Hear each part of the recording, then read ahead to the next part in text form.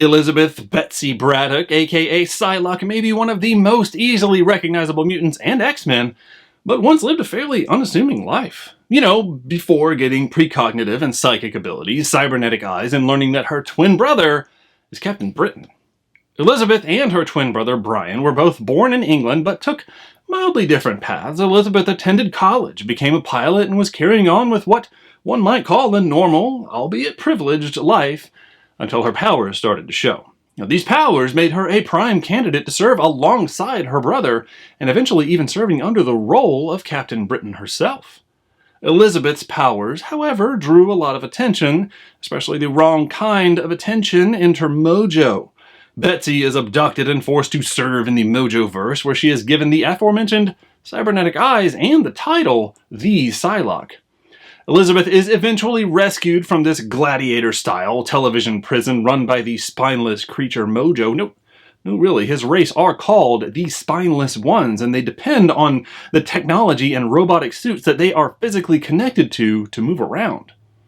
But this isn't about Mojo, this is about Elizabeth. Rather, this is about Psylocke as she embraces her new freedom, joins the X-Men, and officially takes the moniker Psylocke.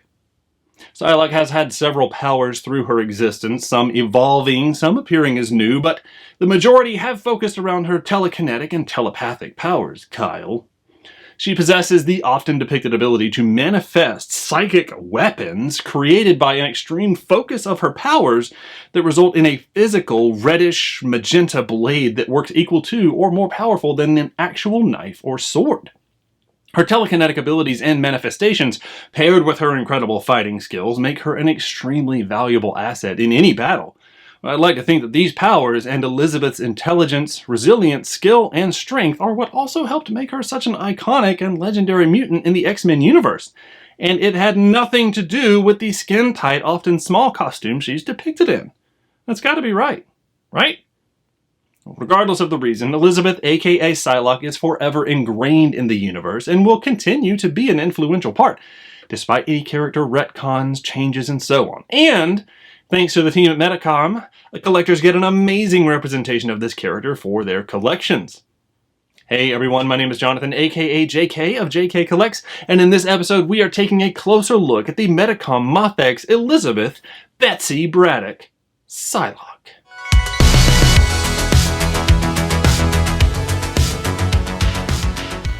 Hey everyone, welcome back. Here we have it, the Medicom Mafex Marvel X-Men Psylocke figure. Fantastic representation of this character, but let's take a look. Starting on the back here, we have a good rendering or perhaps just photographs of the figure, several different poses, showing all the accessories that comes with it, the two different facial expressions, even a highlight of the hair of the figure. Good representation of this character. And around here on the side, we have yet another image of her kind of doing a drop-in, holding both swords, and a good look of it with also a version of the comic book character that this is copying or harkening back to, just to show what an excellent representation it is. Mafex number 141. Around to the other side, we just have Psylocke with an X-Men logo, not a very common one, but a logo. And then a nice back view of her holding a sword. Looks like she's mid-combat with the more aggressive face. And the Medicom toy emblem, the little sticker that's on there, so that you know that it's real. And around here on the front, we have an excellent representation of the figure. Looking at the packaging itself, it looks like a comic book cover up there at the top, but that typical presentation, you have the drawing, you have Marvel, you have what would normally be the number for the issue, but this is 6-inch number 141 from Mafex. We do have that Marvel logo, and we do have a drawing of Psylocke, old Elizabeth right there, posing for us. But you can see that there's some differences between the representation that we have from Mafex and this drawing, so interesting that they would choose one that doesn't properly represent the figure itself, but hey, who am I to complain? Down here we have another image of the figure, which is great because that does match. It has the more aggressive head slash face on it. Different logos, Marvel, Mafex, Medicom Toy, Psylocke, X-Men, and then there's our figure with all the accessories. The hands, you can see the powers. There is our alternate head and our swords, but we didn't come to take a look at it in the package. We came to take a closer look of it out of the package. So without further ado, let's bust into this one. And there she is, our Medicom Mafex X-Men Psylocke. Very excited to have this one. I mean, I am excited to have just about anything I invest into, but this one is a character that I've always appreciated and enjoyed just because of the cool powers, the fun backstory, the twin thing, and all that. But let's take a closer look at this one. Very thrilled to do that. So, as usual, we're going to start with the head sculpt. Very well done. An excellent representation that matches that comic book look that theoretically most of us are most familiar with, right? That Asian-inspired look because, you know, she has kind of an Asian look to her, depending on the storyline and where you are as far as Psylocke. But with this visual representation of her, that is accurate. So very happy to see that. And it is a very simple sculpt, right? Not a lot of extra detail to it because it is a comic book representation. The purple lipstick, the eyes are very well done. The paint on this is fantastic. As usual, Medicom, their Mafex line, they always do a fantastic job with the paint.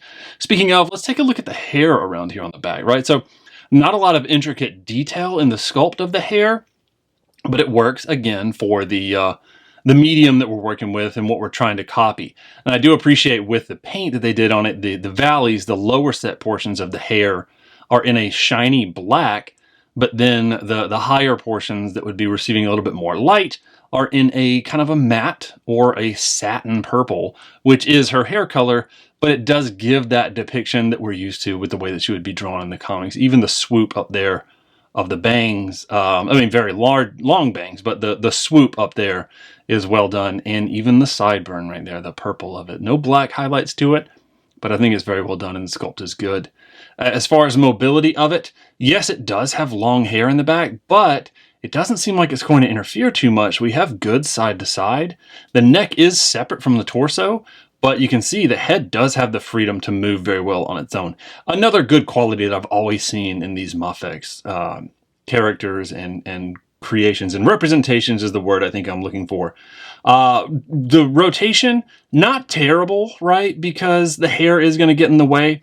But she does have the ability, if I move this arm out of the way, to do the Cousin It or the full Exorcist rotation if we want to go all the way. Now, as we saw, if we tilt the head too far to the side, it does create a little bit of a gap. But, I mean, not many people really tilt their head that far. If they can, I feel like there's going to be more than a gap to worry about. Up and down, the up I'm not optimistic about, right? So it does look a little bit beyond what would be straightforward. Down is way better because obviously it works with the way that this hair is sculpted and the hair is impacting the ability to look up on that one. So there we go. Very good functionality on that. Let's take a look at the arms. So with this, the cool thing about her costume is it allows for that butterfly joint. That round olive looking shape is hidden behind that seam that is the upper portion of her costume, right? So very well done. That is an excellent strategically done placement of that. Now, good rotation on this. One thing that I can see is you can definitely see the ball showing up there in the armpit area, the underarm, I guess is the best way to say it. We do have bicep, tricep rotation, and it is very clean all the way around. Looks like I have a little bit of a paint issue right here. We do have an elbow. It is a double elbow, it looks like. So it's that Mafex Medicom double elbow that we're dealing with, but the arm does kind of get in the way, it seems. So if I try and work with it, yeah, it'll only let me go so far as flexibility with it. And I don't want to push it just because I don't want to take a chance with this excellent paint job and messing it up. So with the wrist, we do have that typical nice ball joint in there that gives a lot of flexibility. And one thing that I do appreciate is, as we see, she comes with multiple hand options, and these hands do pop off and back on very easily, but without sacrificing the stability of the joint or anything like that. They just do pop right back on. And the paint is very well done here because it's a pretty close match. Not always easy to do when we're dealing with a sculpted piece and painted, but it's not too far off. You can see it's a slightly different shade, but very well done in the way that it wraps around the finger, and they even put that very, very thin bit of blue there on the front. So I just love the detail when they take the time to do that stuff. Obviously, the other arm has that same flexibility and capability.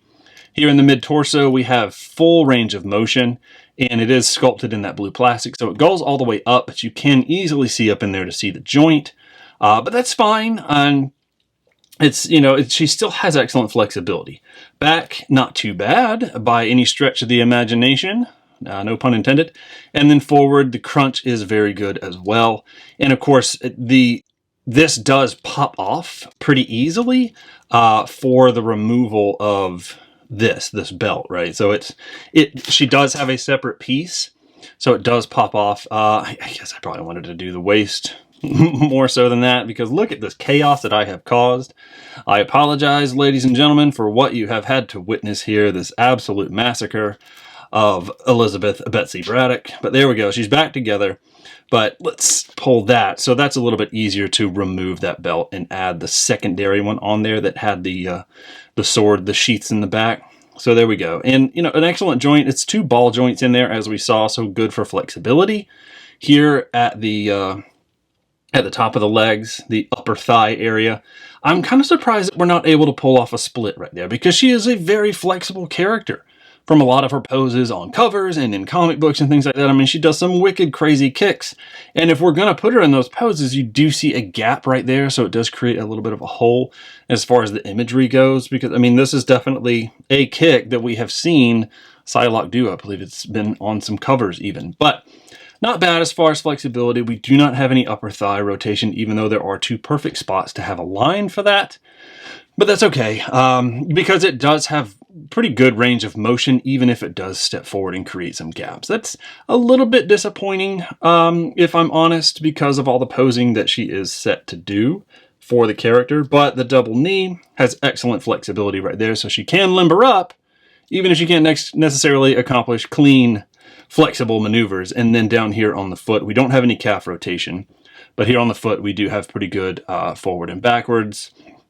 Excellent rotation, so she could easily break that ankle. And then we also have toe articulation. Same thing for both sides. So it is, there may be some opportunities as far as joints and flexibility and things like that, but I can't say that that is enough to fault the figure itself. All in all, I think it's an excellent investment. And I know that it came back out from its pre-orders being sold out and orders being sold out. So was fortunate to get my hands on one. Hopefully you are able to as well if it's something that you are interested in. Definitely a worthwhile investment. And as you can see, just the paint apps are fantastic. There's nothing to really point out of any kind of issue or anything like that. It's all very well applied with that kind of silvery metallic blue that her suit is. And so there we go. That is our Medicom Mafex Psylocke. What a fantastic figure. Well, that about brings us to the end of this electrifying episode. Thank you for taking the time to join us. Now, if we ever do a review of something that you are trying to find for yourself, please follow and DM us on Instagram at JKCollectsToys so we can help with the search if we do not already have a way of getting one. Also, if you enjoyed this episode, let us know in the comments and let YouTube know by subscribing and clicking that like button. Now, the more that happens, the more YouTube will recommend us so we can hopefully reach even more collectors and help them find the things that they need. If you'd like to see some more videos, we do have some links on your screen for you to check out. And remember, collecting or not, we are all in this world together. Let's look out for each other. Thanks.